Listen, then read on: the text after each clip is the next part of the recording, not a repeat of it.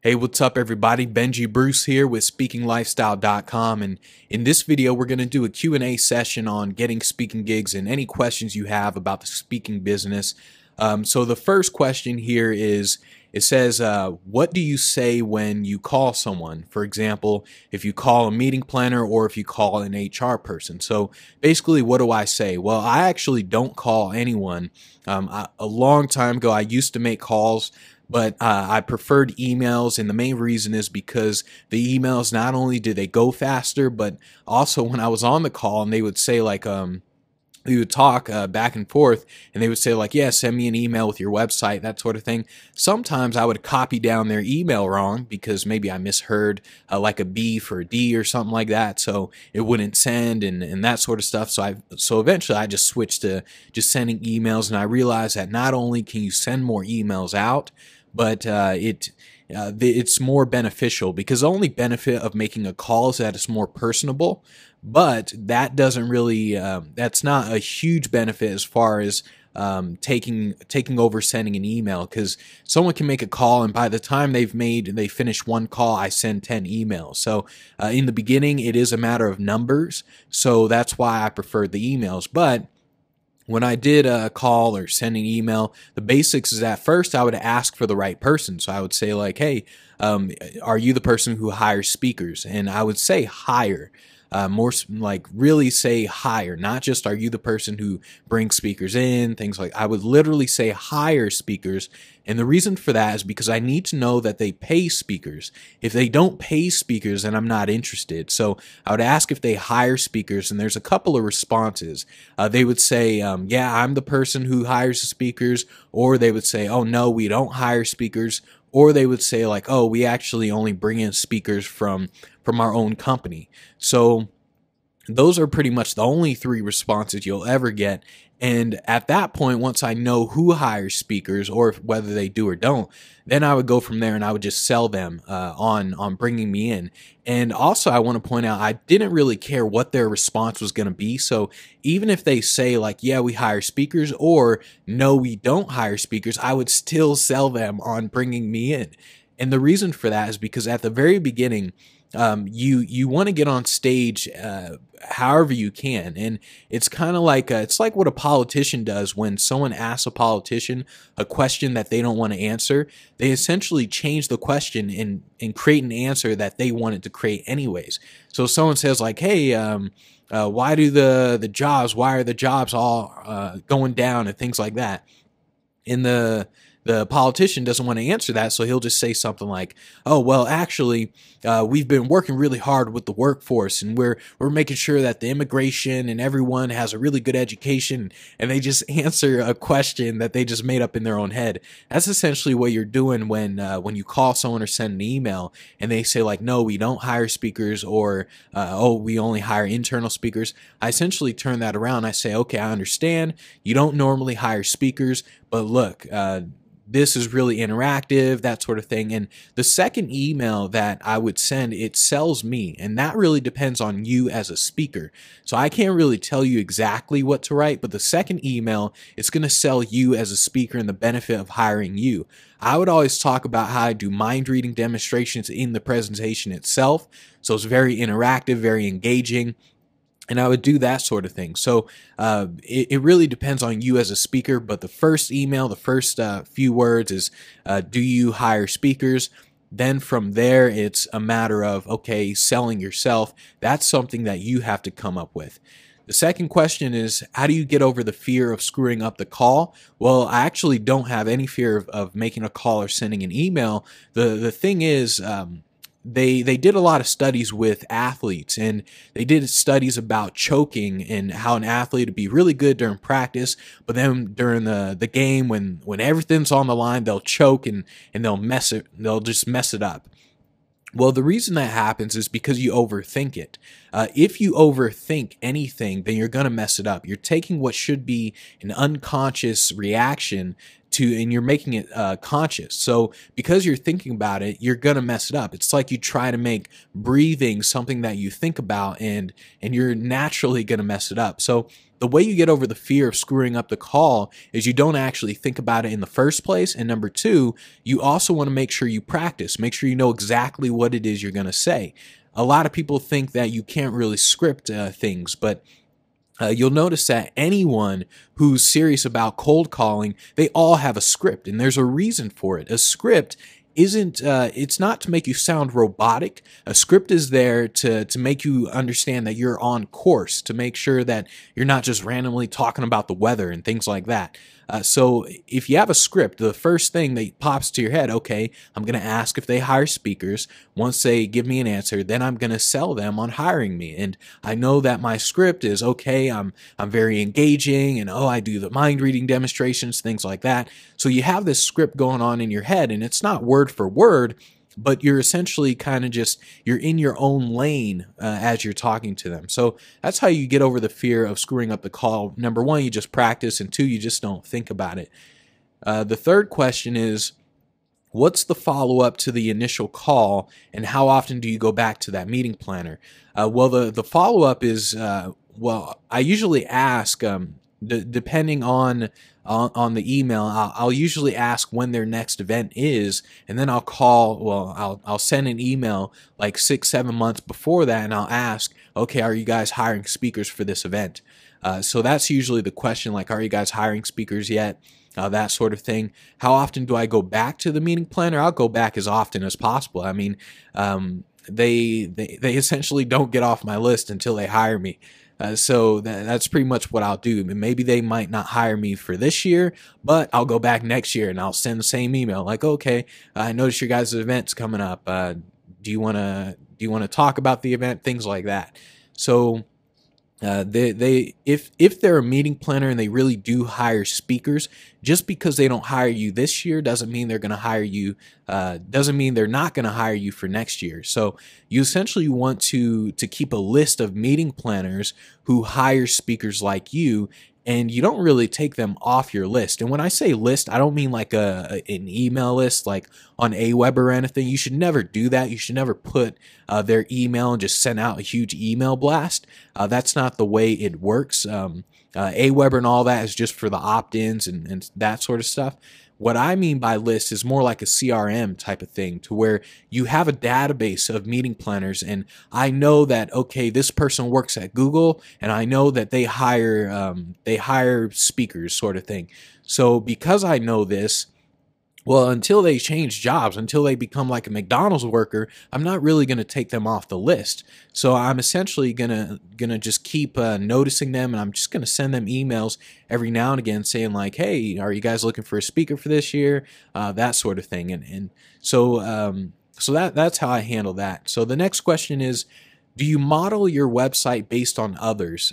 Well, when my websites are being built, we always pay attention to what others are doing, and we pay attention to the theme itself. Usually when we get a theme on a WordPress theme, they have it built to look really nice. So we just kind of model it based on that, and then just replace it with the nice pictures and things like that. I always look for ideas. So if I see an idea that someone else has, then I'll just use it. For example, if you go to my website right now, thebenjibruce.com, you'll notice a header where it's like me, and then there's like a faded image, 2 faded images behind me, and there's like this purple strip going across. Well, I actually took that from a James Bond type of picture. I don't remember what I was doing looking up James Bond. Maybe I was looking at a movie or something, and I saw that there was James Bond, and then he had like these 2 faded pictures behind him, and I thought it was cool, and I was like, man, that'd be kind of cool to use for my speaker site. So that's essentially what we did. So I'm always just looking for ideas. Now the next question is, did you hire someone else to put yours together after you reached a certain point in your career? So basically, did I hire someone to put my website together? Well, I actually hired someone at the very beginning, but what I found is a lot of web designers, I had no idea why, but they would talk to you at the beginning, and then later on, it's like the emails start to take longer for them to reply, and sometimes they just stop replying. And this was almost every single web designer that I talked to, so I learned how to build my own site. Now, yes, I do prefer to hire someone, but I do know how to go in there and change it if I need to. So the only reason I learned it was literally because the web designers, I mean, I'm talking about every single, there was only one web designer who didn't do that. And that's only because he charges like 20 grand and up. But he was more waiting for me. He was more like, hey, Benji, hurry up and send me your stuff. But usually it's kind of like you really do want to pick a web designer who's really gonna build not only a good website, but who's gonna last. Sort of thing. That's kind of hard to do because in the beginning, yes, they're going to respond to your emails, but later on they're gonna just respond later and later and later, and then eventually they may not respond. So you do want to know about WordPress and about your site a little bit, just know enough to where if you have to change like some text on the site, you can do it. If you have to add pictures, you can do it. But from a time management standpoint, when you are building a website, you just want to essentially say, hey, I'm going to hire you to do it. And then you just kind of learn a little bit about it. So the next question is, do you use a format or template for your speeches? Yes and no.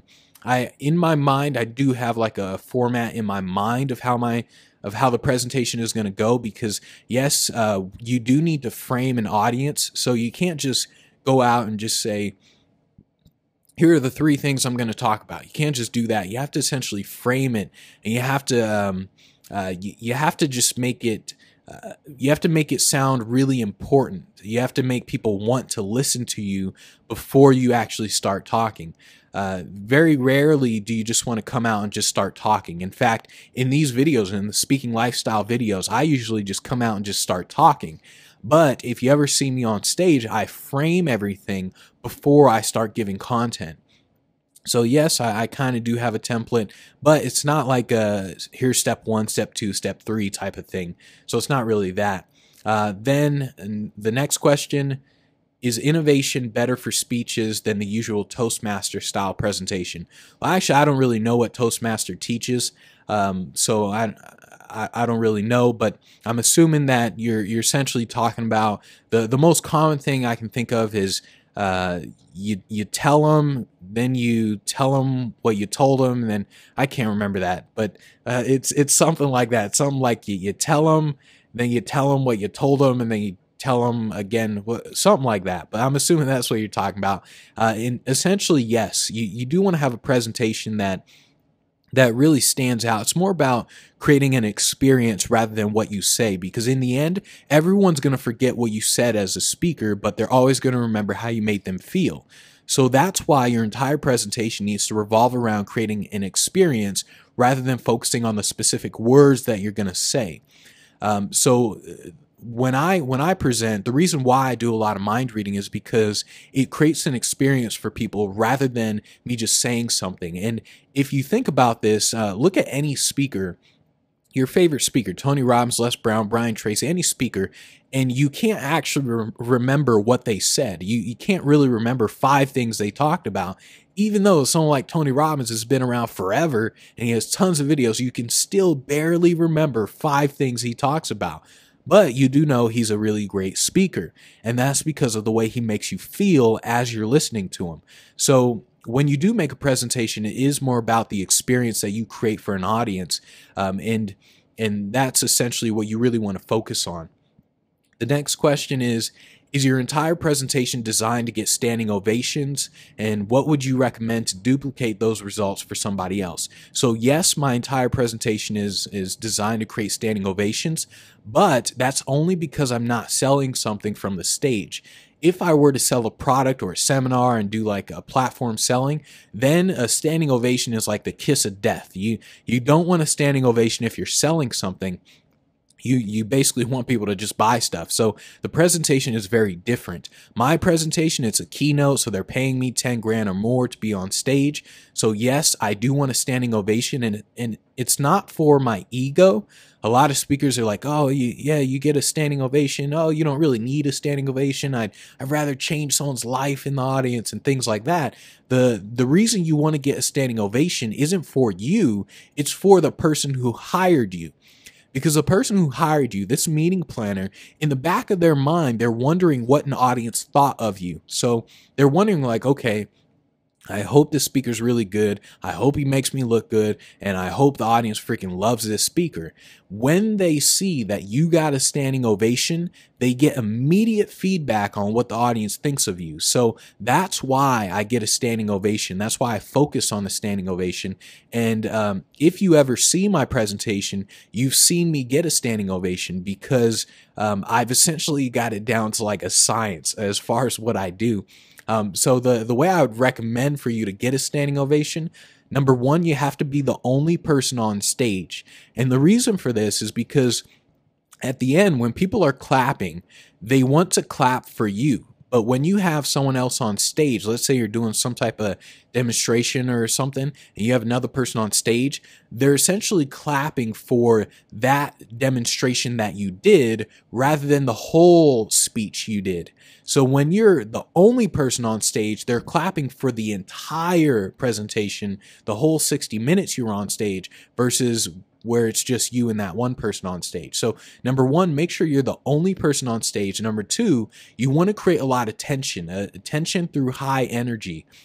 If you see my presentation, then you'll notice at the very end, I do this thing that involves mind reading, slam poetry, and motivation. And it's very high energy. In fact, I'm literally screaming at the end. I'm like yelling with this poem, and I'm like, ah, blah, blah, blah, blah, and I'm like yelling, and you can feel the energy in the room. And through that, I'm creating this tension. So at the end, when everyone knows, okay, bam, it's done, it's kind of like, whoa. And they release attention through the claps and the standing ovation part. So first is be the only person on stage. Second, make sure you do something very high energy. Three, towards the end, and you can see this, maybe you can see it in my demo video, or maybe if you type in like Benji Bruce inspirational performance, you'll see that. It's like a 5-minute video where I'm doing the mind reading, slam poetry, and mentalism thing. You'll notice at the very end what I do is, as soon as I'm done, I spread my hands out. So it's kind of like it's literally like taking a bow. I spread my hands out, but my palms are up. And I essentially kind of raise my hands a little bit. It's almost like you're telling the audience to stand up. Like if you were just using your hands to tell the audience to stand up without saying a word, that's essentially what I'm doing, but I'm doing it in the form of a bow. So at the very end, when I'm doing this thing, and I'm like, yeah, blah, and I say thank you. And then as I do that, I bow. My hands are kind of raising upwards to kind of essentially tell the audience to stand, and it's very subtle. But if you see me do it, you'll know what I'm talking about. And then almost always at least one person stands. When that person does stand, I point to that person and I do the same bow again. And the reason I point to that person is because you're basically rewarding you're rewarding the response that you want to get. So I point to that person, I'm like, oh, thank you, and then I do the bow again with the hands and things like that, and it's pretty much, I mean, I always get a standing ovation from doing this. So that's essentially how you can duplicate a standing ovation. The next question is, what would you consider the 3 biggest pieces of advice you received for improving your speaking business? Well, there aren't really 3. There's only 2, actually. Number 1 is focus. If you don't focus, you won't get results. I mean, that's plain and simple. And focus means you're only doing one thing. So you need to focus just on one thing, the marketing, things like that. So I wrote a blog post about, I think it was like 21 ways to get speaking gigs. And I said in that post that that's going to be a useful post, but it's also going to be the most dangerous, because what it does is when you think of 21 ways, you're like, oh, okay, I can choose several of these ways. But what you want to do is you want to choose one way, and the one way you want to use that way until you get booked, and then you can use other ways. And that's where the focus comes in, because if you split your focus, you're not going to really be, you're not going to get the results that you want to get.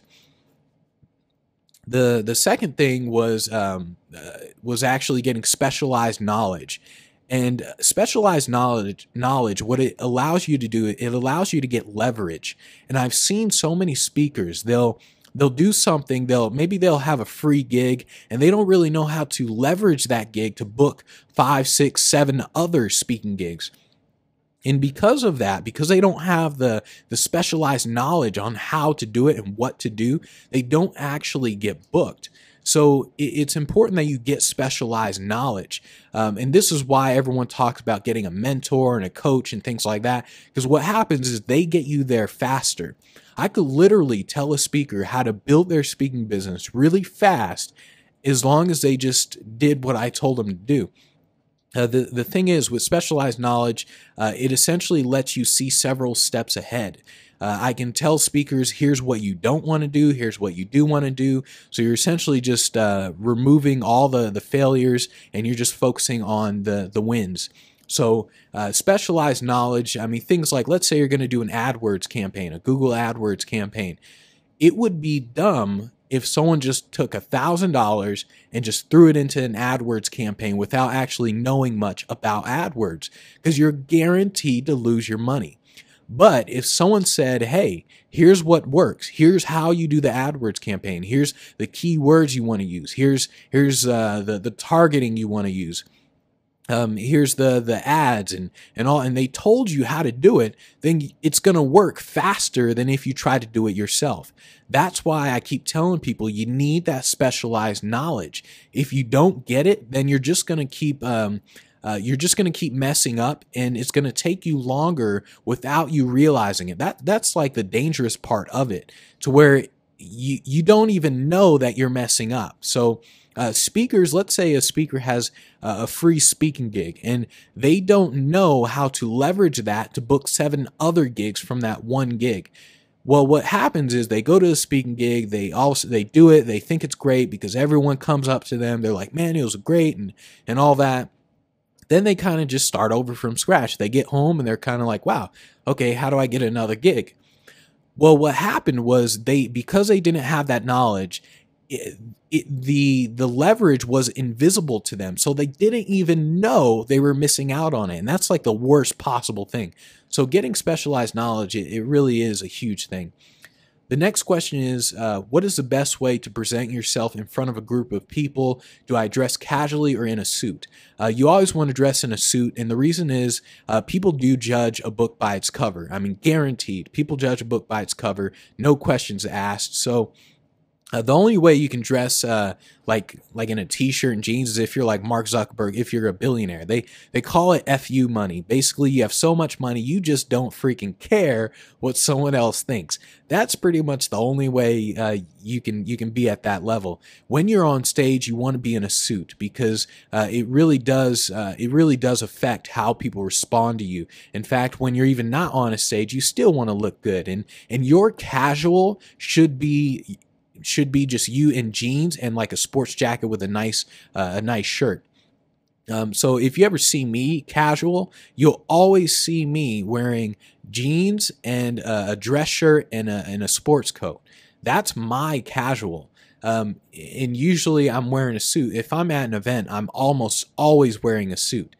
So you definitely do want to wear a suit. The next question is, what if I'm asked a question that I don't really know the answer to? What do I say? Well, you just say you don't know the answer. I was watching this interview where they were interviewing Oprah Winfrey, and someone asked Oprah. They said something like, "Oh, we're doing this thing where we wanna create like a huge following for this."